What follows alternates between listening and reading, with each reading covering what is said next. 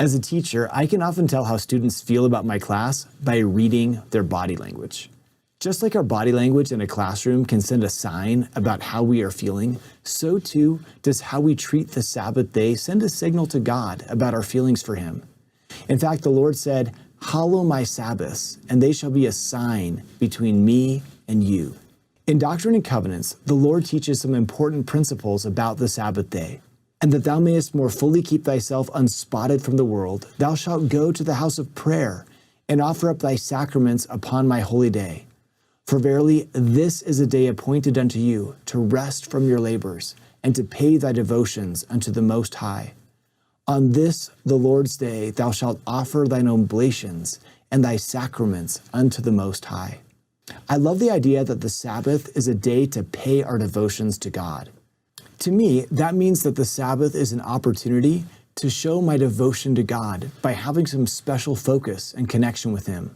I admire how my wife Lonnie has, for many years, used the Sabbath day as a time for focused devotion to God. Lonnie, what would you share with us about this topic? A son of one of my friends told his mom that he hated Sunday because he was not allowed to do anything.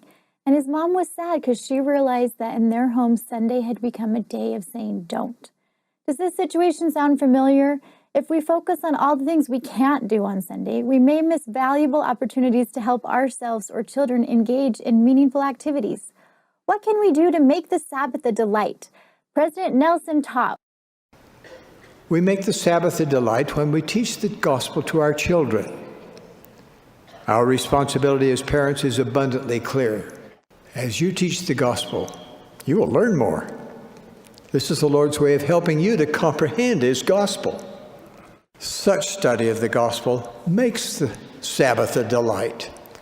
This promise pertains regardless of family size, composition, or location.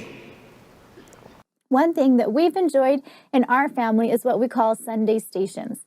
It was an idea given in a church magazine a few years ago. In this activity, we rotate among 4 activities, spending 15 minutes at each one.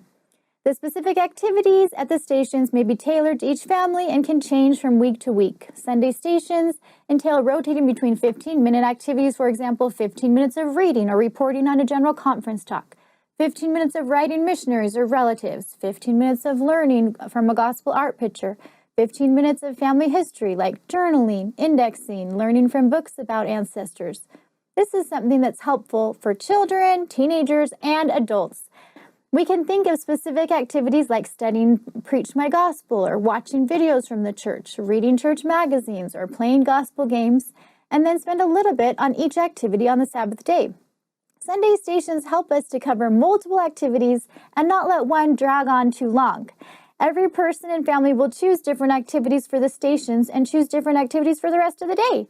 For example, with energetic children, it may be helpful to get out of the house and have a meaningful field trip or Sunday-appropriate outing for a different teaching venue. Visiting a cemetery or a family with a newborn baby can remind us of how mortal life begins and ends. Peaceful gardens can help us ponder the creation and the atonement. On temple grounds, we can reflect on eternity and the ordinances and covenants needed for exaltation. Of course, paying a visit to grandparents or relatives where possible can enrich our Sabbath experience and can help to strengthen family ties.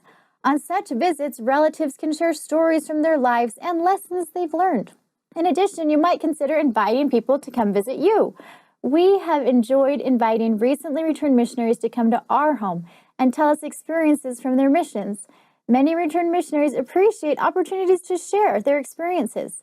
As we have done this, it has been a great time to capture the power and strong faith of these great returned missionaries. A fun way to help the Sabbath become a delight is to play gospel games.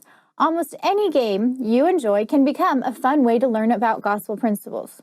For example, the game 20 Questions can be turned into a gospel game by using a character, place, or object in the scriptures. Have somebody choose one of these things without telling anyone, and then have family members ask yes or no questions about what they chose so they can try and guess what it is. Whoever guesses the correct answer in fewer than 20 questions can choose the next person, place, or thing for the others to ask questions about and guess. Before going on to the next person, consider sharing a lesson you've learned from what you chose. Another game could be reverse gospel Pictionary, where you draw stories from the scriptures and then have people guess what story it was. These types of games seem to span all ages. Whatever activities we choose, we can have great joy in the Sabbath day. President Russell M. Nelson taught, Faith in God engenders a love for the Sabbath. Faith in the Sabbath engenders a love for God. A sacred Sabbath truly is a delight. there really is something special about the Sabbath day. We don't have our regular obligations, which can free up time to do these most important things to strengthen our faith. Recently, President Nelson invited us to increase our faith in Jesus Christ. What a wonderful gift in the Sabbath we have to do just that. What will you do this Sabbath to increase your faith in Jesus Christ? For more specific ideas for Sabbath day activities, click the link in the description.